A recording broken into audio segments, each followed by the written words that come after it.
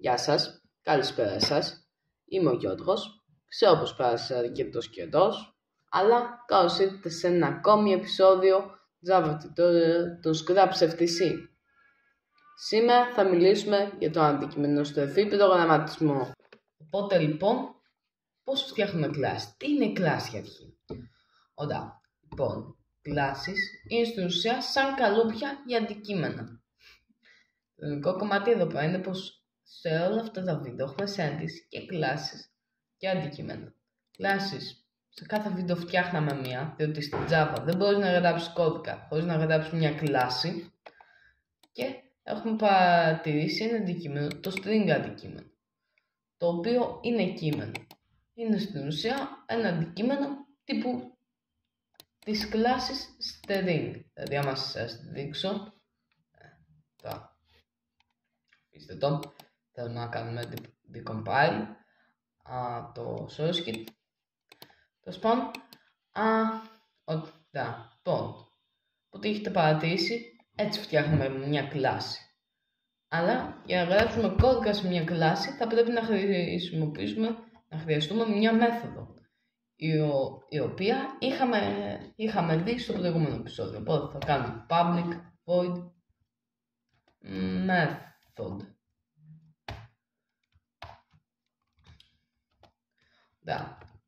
Και τώρα φτιάξουμε ένα αντικείμενο αυτής της κλάσης. Οπότε όπως με τη string θα κάνουμε OOP, δηλαδή όπως έχουμε ονομάσει την κλάση μας, όπως βλέπετε, το ονομάζουμε έτσι όπως θέλουμε, δηλαδή object ίσον new OOP, αλλά με παρενθέσεις. Μπορεί αυτό να σας φαίνεται σαν μέθοδος, δηλαδή σαν να κάνουμε μια μέθοδο, αλλά θα το δούμε αυτό στην πορεία. Οπότε λοιπόν, τι μπορούμε να κάνουμε με όλα αυτά τα αντικείμενα και τις κλάσεις? Πρώτα όμως, να το σας δείξω, σε λεπτάκι να κάνω μια κλάση. Για το κάψω, αναμένω. Class second. Είναι η δεύτερη κλάση που θα χρησιμοποιήσουμε. Και έχουμε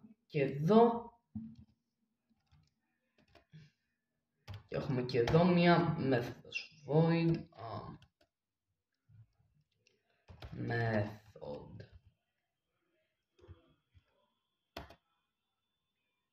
με 2D για να μην μπερδευτούμε με την άλλη.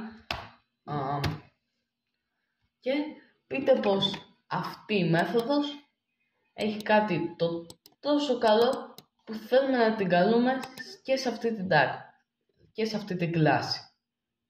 Κλάση, εντάξει, μπερδεύονται συχνά. Οπότε λοιπόν, τώρα πώς θα το κάνουμε? Θα πρέπει για αρχή να φτιάξουμε ένα αντικείμενο J new object OP, και με αυτό θα κάνουμε J.method, και έτσι λοιπόν θα καλέσουμε αυτή τη μέθοδο. Κάτι άλλο που θα μπορούσαμε να κάνουμε θα ήταν να έχει εδώ public field, όχι τι λέω field, int num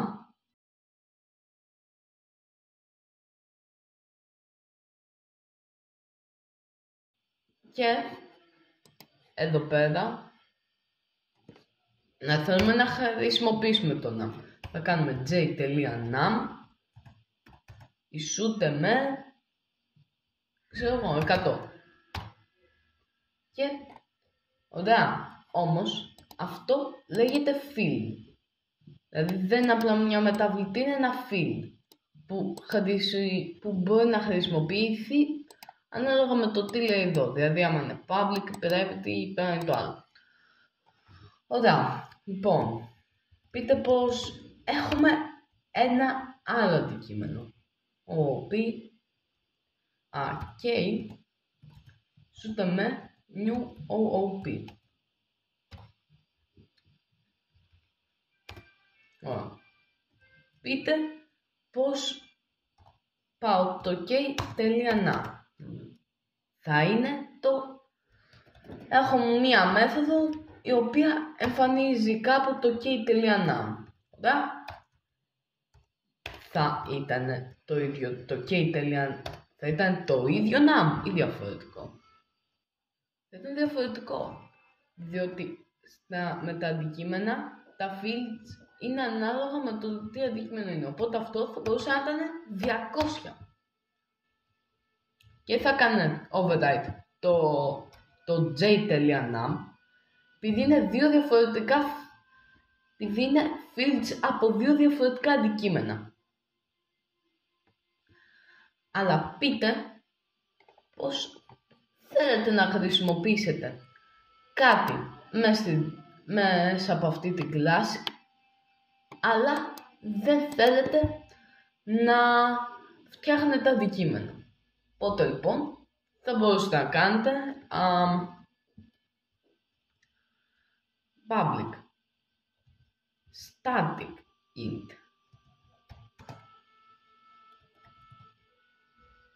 και να είναι number. Αυτό ή πείτε ακόμη και μία ακόμη μέθοδο public static void fun, κλασικό όνομα για μεθόδους. Ναι, αυτό.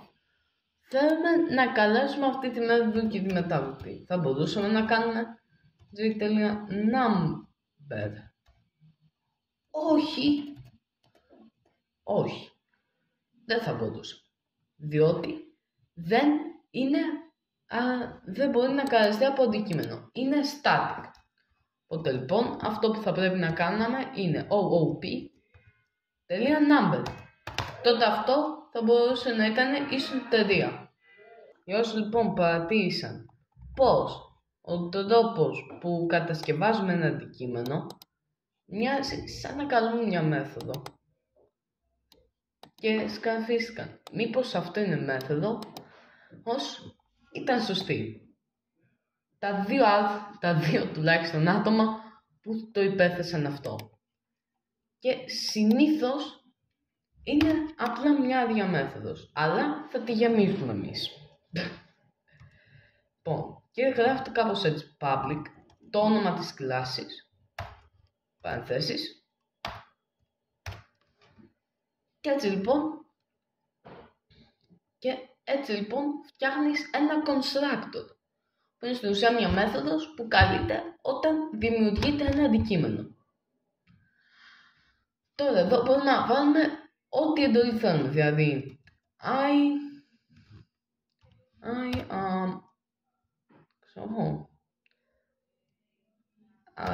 σούτα με 0,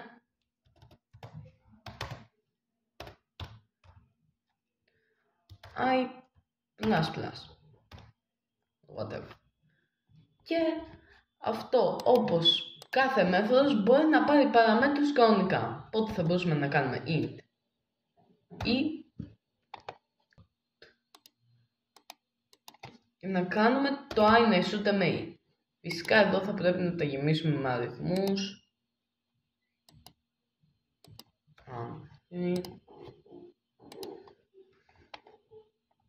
5, 6. Ωραία λοιπόν. Δημιουργήσαμε έναν κατασκευαστή, αλλά πες πως θες αυτός ο κατασκευαστής να κάνει initialize αυτή τη μεταβλητή. Πώς το κάνουμε? Δεν μπορούμε να κάνουμε j.num. Όχι. Γι' αυτό υπάρχει το keyword ονόματι this. Το this στην ουσία αναφέρεται στο αντικείμενο με το οποίο καλούμε μια μέθοδο. Δηλαδή this.num σούτε με e. Ωραία. Και εδώ θα μπορούσε να ήταν το ίδιο, δηλαδή να ισούται με 4. Αυτό είναι το this. Τώρα, εκτός από ένα constructor, μπορούμε να έχουμε μπόλικα. Και στην ουσία, και αρχικά φτιάξουμε το δεύτερο constructor.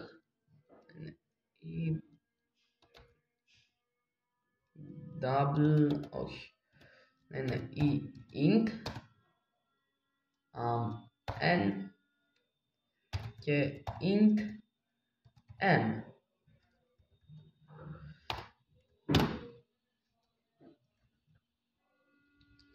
Και να κάνουμε this.να ισούται με n συν m. Αυτό ονομάζεται πολυμορφισμός. Και στην ουσία, άμα φτιάξουμε ένα αντικείμενο, το οποίο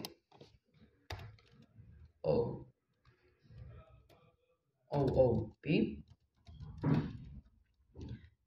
JF ίσον new OOP, είναι 2 OOP, δηλαδή ένα που παίρνει μια παράμετρο αριθμό E και ένα που θα παίρνει δύο παραμέτρους N και M. Αυτό λοιπόν είναι και ο πολυμορφισμός στην απλούστατη του εκδοχή. Μπορεί να είχατε παρατηρήσει τόσο καιρό πως χρησιμοποιώ αυτές τις μεθόδους. Δεν θα εξηγήσω τι θα κάνουν, αλλά μπορεί να παρατηρήσετε κάτι περίεργο πάνω τους. Αυτό το add override. Ή ότι χρησιμοποιούσαμε το αντικείμενο telemetry χωρίς να το δημιουργούσαμε. Ή πάνω στην κλάση ότι έλεγε extends op mode. Αυτό λοιπόν είναι το inheritance. Αλλά το εξηγήσω αυτό, θα φτιάξω μια τρίτη κλάση για αυτό το βίντεο. Ναι, ξέρω.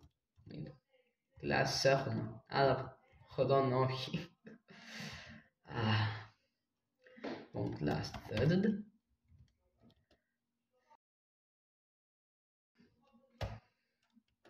Extends. Class second. Και λοιπόν θα χρησιμοποιήσουμε ένα από τα παραγωγικά εργαλεία του Android Studio και τον περισσότερο Java IDE που είναι το UI είναι απλά περίεργο. Code override methods. Αυτό κάνουμε το method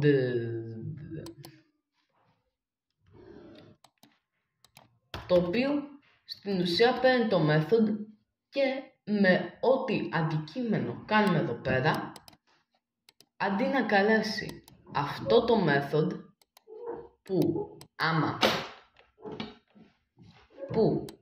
άμα δεν είχαμε αντικείμενο και κάναμε αυτό, θα καλούσε αυτό, θα καλέσει αυτό που εδώ βάζουμε ό,τι θέλουμε.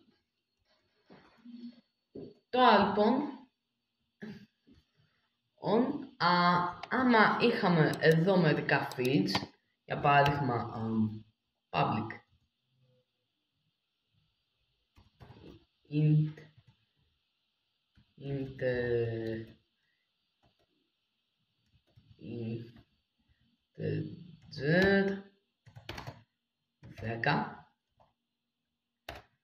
και θέλαμε να το καλέσουμε σε αυτή την κλάση, να το χρησιμοποιήσουμε, θα μπορούσαμε έτσι απλά να γράψουμε integer λες και υπήρχε σε αυτή την τάξη, στην κλάση.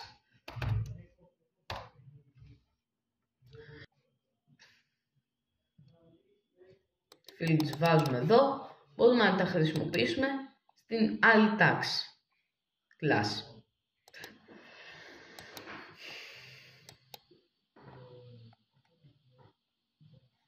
Ωραία, λοιπόν, και πείτε πως δεν θέλουμε άλλο extend.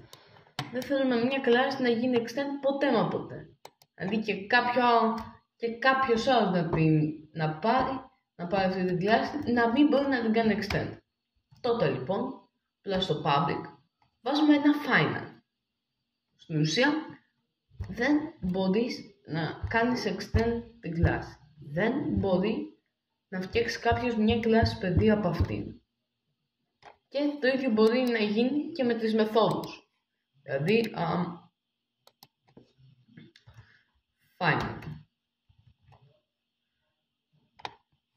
Void final method. Όχι. Το return πάντα να το βάζετε τελευταίο. Είναι κάτι που το μαθαίνετε στην Java κάνοντας εξάσκηση. Γι' αυτό κάντε εξάσκηση. Λοιπόν, τώρα άμα πάμε εδώ στην class third θα μας βγάζει error γιατί δεν μπορείς να την κάνεις override. Να, δεν γίνεται.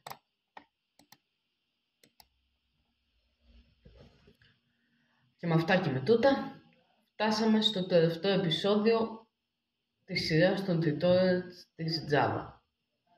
Όπως πάντα, ο κώδικας θα είναι στο GitHub και άμα έχετε απορίες, σίγουρα θα έχετε απορίες από αυτό το βίντεο, τότε μην διστάσετε να τις γράψετε στο σχόλιο. Ευχαριστούμε πάρα πολύ για όλη την υποστήριξη που μας δώσατε και τώρα μπορεί να νομίζετε, εντάξει, δεν σας υποστηρίξαμε και τόσο. Κι όμως, μια πρωτοβολή, σε ένα μικρό κανάλι σαν και εμάς, είναι αρκετή.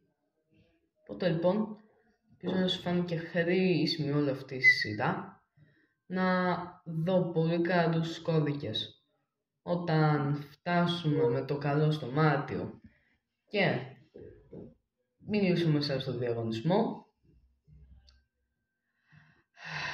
Μέχρι τότε, καλή συνέχεια.